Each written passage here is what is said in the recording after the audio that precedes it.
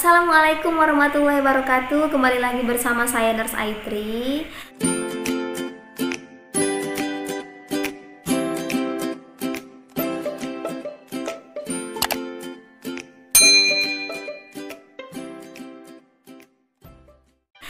Oke teman-teman, gimana kabarnya? Semoga kita sehat selalu serta dalam perlindungan Allah Subhanahu wa taala ya. Yang pastinya kita harus tetap semangat dan selalu berikan sugesti positif di dalam diri. Nah, bagi teman-teman yang baru mampir di channelnya Aitri, silahkan di subscribe terlebih dahulu. Jangan lupa di like, di komen, dan di share ke teman-teman lainnya. Insya Allah video ini sangat bermanfaat. Nah, untuk video kali ini kita nggak bahas Ukom dulu. Nah, berhubung Ukom itu kan diundur ya di tanggal 25 sampai 26 Juli ya untuk nurse-nya. Nah, jadi kita ini masih kedatangan orang-orang yang menginspirasi kita. Kebetulan beliau ini adalah teman baik saya sewaktu dulu semasa dulu berjuang menempuh pendidikan sewaktu sarjana keperawatan dan profesi nurse. Nah, beliau ini memang mahasiswa berprestasi, selain baik, ganteng, prestasi lagi ya kan, ASN pula. Nah, gimana? ASN itu kan salah satu ya katanya. Itu adalah menantu yang idaman ya kan. Nah, bagi teman-teman yang pengen jadi ASN, nah boleh nanti sharing-sharing ke beliau lebih dalam lagi. Jangan lupa di follow ya Instagramnya beliau. Nah, jadi nanti bagi teman-teman yang pengen bertanya boleh langsung kontak beliau. Nah, beliau ini memang benar-benar sangat baik sekali mau berbagi informasi kepada kita. Nah, bagi teman-teman yang sudah penasaran boleh langsung kita dengarkan sharing-sharing beliau. Jangan di skip nontonnya. Happy watching buat teman-teman sekalian. Semoga video ini sangat bermanfaat. Oke, Nurse Aitri, terima kasih kesempatan untuk bisa berkolaborasi bersama di channel YouTube-nya Nurse Aitri. Baiklah, pertama-tama perkenalkan saya Eka Dharma. Saya berasal dari Kota Gunung Sitoli, Kepulauan Nias, Provinsi Sumatera Utara. Saya merupakan seorang nurse dan juga lulusan dari sarjana keperawatan dan pendidikan profesi nurse di salah satu perguruan tinggi swasta yang berada di Kota Medan.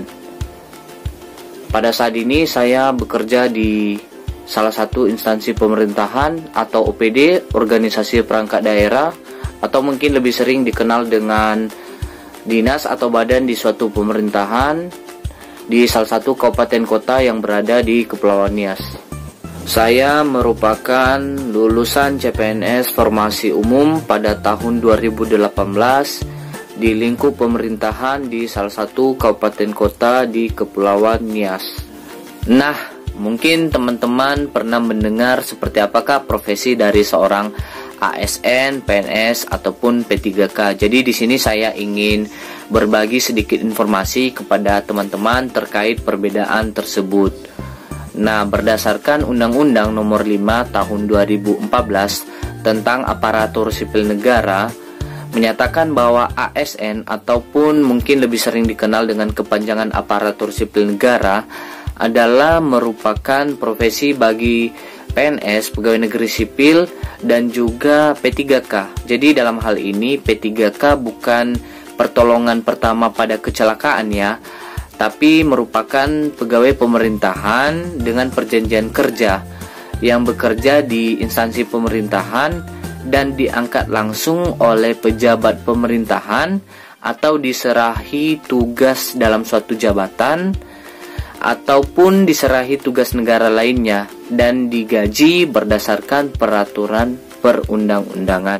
Sedangkan PNS merupakan setiap warga negara Indonesia atau orang Indonesia yang telah memenuhi syarat-syarat yang telah ditentukan dan diangkat oleh pejabat pemerintahan dan menjadi pegawai tetap di suatu instansi pemerintahan dan mempunyai nomor induk kepegawaian atau mungkin lebih sering dikenal dengan NIP. Nah, kalau untuk P3K itu sendiri atau pegawai pemerintahan dengan perjanjian kerja adalah merupakan setiap orang Indonesia atau warga Indonesia yang telah memenuhi syarat-syarat tertentu dan diangkat berdasarkan perjanjian kerja untuk jangka waktu tertentu dalam melaksanakan tugas di suatu pemerintahan. Nah, inilah perbedaan antara ASN, PNS maupun P3K itu sendiri. Nah, ada dua hal yang membuat saya termotivasi untuk menjadi seorang ASN ataupun PNS. Nah, jadi yang pertama itu dapat berkontribusi dengan masyarakat maupun bangsa dan negara. Nah, jadi dalam hal ini ketika kita menjadi seorang PNS akan jauh memiliki rasa kontribusi yang kita berikan. Kenapa? Karena PNS yang bekerja di suatu lembaga atau instansi pemerintahan itu adalah pemegang dari kebijakan. Walaupun jabatan kita tidak terlalu tinggi di situ, namun kita tetap dilibatkan untuk memberikan kontribusi yang bermanfaat bagi masyarakat umum maupun bagi bangsa dan negara. Intinya PNS itu mempunyai tugas sebagai pelayan publik dan mempunyai peran dan kontribusi yang besar karena korpsnya itu adalah negara. Nah, yang kedua yaitu dapat berkembangnya ilmu dan juga kita bisa mengupgrade ilmu. Nah, selain berkontribusi kepada masyarakat maupun bangsa dan negara, dengan menjadi seorang PNS, kita berpeluang untuk mendapatkan beasiswa ataupun tugas belajar dengan sangat mudah. Nah, jadi ilmu yang sudah kita miliki atau yang sudah kita punya itu akan selalu berkembang dan kesempatan untuk mengupgrade ilmu ataupun untuk melanjutkan sekolah akan sangat terbuka lebar. Nah, jadi inilah alasan saya untuk menjadi seorang ASN. Nah, di sini saya akan membagikan pengalaman saya kepada teman-teman bagaimana saya bisa lolos pada seleksi CPNS dan menjadi seorang ASN atau PNS pada saat ini. Ada beberapa hal yang menurut saya ini penting. Yang pertama adalah persiapan yang matang, kemudian kekuatan doa. Jadi selama proses penerimaan CPNS ada hal-hal yang harus dan perlu diperhatikan, mulai dari pemilihan instansi, kemudian pemilihan lokasi penempatan, dan juga kesesuaian formasi yang dilamar dengan jurusan yang kita miliki saat ini. Kemudian ada juga syarat-syarat yang telah ditentukan oleh Kemenpan RB dan juga oleh instansi masing-masing, baik dalam proses pendaftaran mulai dari upload berkas secara online, kemudian juga penyerahan berkas secara hard copy ke instansi masing-masing. Jadi usahakan untuk melengkapi semua berkas yang telah dipersyaratkan tersebut agar teman-teman atau peserta yang akan mengikuti seleksi dapat lolos pada seleksi administrasi ini dan dapat melanjutkan ke tahap selanjutnya. Nah, jadi setelah dinyatakan lolos pada seleksi administrasi, nanti masing-masing instansi akan mengumumkan jadwal ujian tahap pertama. Jadi ujian tahap pertama ini adalah ujian SKD. Pada saat ujian SKD yang akan diikuti oleh peserta atau teman-teman, ada 3 jenis bentuk soal yang akan keluar biasanya. Yang pertama adalah TWK, tes wawasan kebangsaan, kemudian TIU, tes intelijensi umum, dan terakhir adalah TKP, tes kemampuan kepribadian. Nah, pada saat ujian SKD ini, di sini banyak orang atau peserta yang mungkin kurang beruntung untuk bisa lolos pada tes tersebut. Kenapa? Karena pada saat seleksi SKD ada nilai ambang batas atau passing grade yang harus dicapai oleh masing-masing peserta yang mengikuti ujian. Kemudian juga soal-soal yang cukup rumit dan waktu pengerjaan yang cukup singkat. Nah, tips yang saya berikan kepada teman-teman atau peserta yang akan mengikuti seleksi SKD adalah pertama, sebelum mengikuti SKD, persiapkan diri jauh-jauh hari.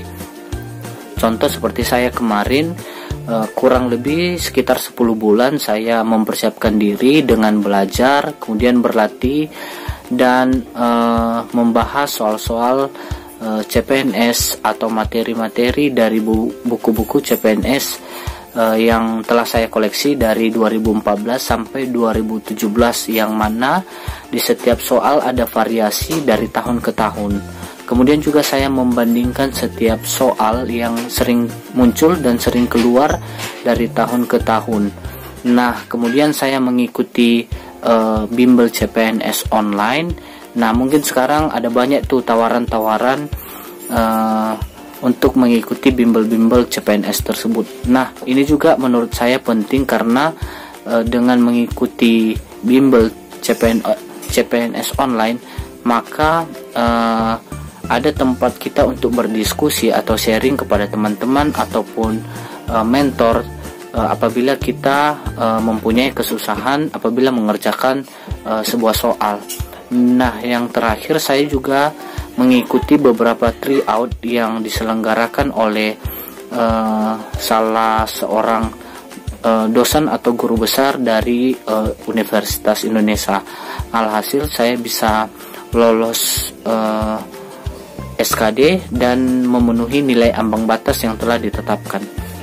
Nah, jadi setelah dinyatakan lolos pada seleksi kompetensi dasar, tidak berhenti di situ saja, tetapi kita akan mengikuti tahap selanjutnya, yaitu ujian SKB atau seleksi kompetensi bidang.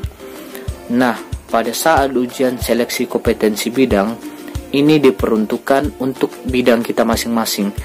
Jadi contoh seperti saya adalah seorang tenaga kesehatan dan juga seorang nurse, maka soal yang akan keluar nanti pada saat ujian adalah 30% soal kesehatan umum dan 70% adalah soal uji kompetensi nurse ataupun perawat. Jadi ini ujian di bidang kita masing-masing.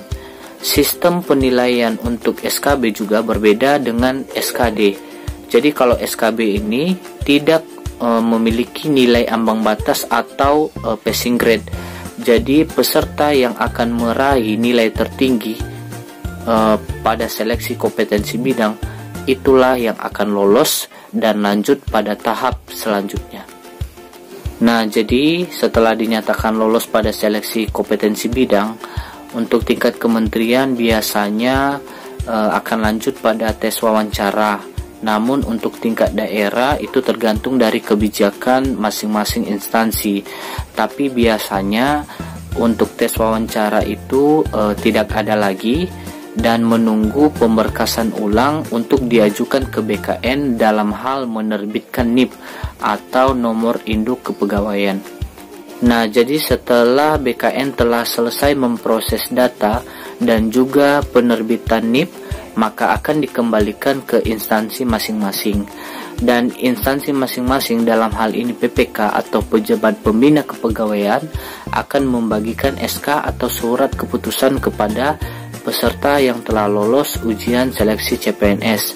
Dan setelah SK tersebut didapat, maka Anda sudah pasti akan menjadi seorang ASN ataupun PNS.